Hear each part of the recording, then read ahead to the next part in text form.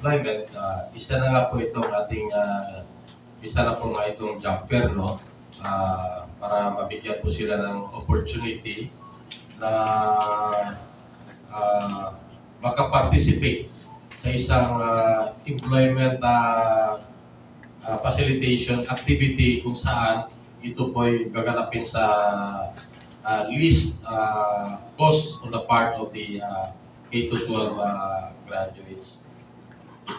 In addition to the job fair, we offer government internship program upang mabigyan po natin ng additional work experience yung mga bagong graduate ng K-12 dahil may mga instances po na ang ating mga participating employers ay naghahanap po ng mga empleyado o manggagawa na may experience na po. So we offer this government internship program.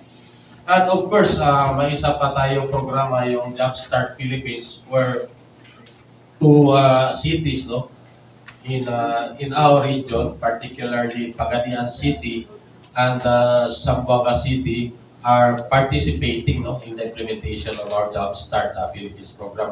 Ito po ay pagbigay ng tinatawag natin na soft skills at technical skills, especially po sa ating youth or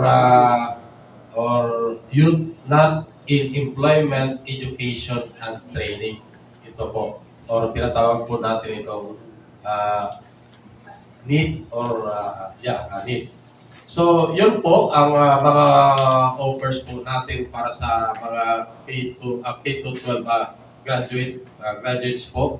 And of course, pag ayaw na po nilang mag-proceed sa tertiary education at they wanted to take up a technical or vocational skills training or upgrading or skills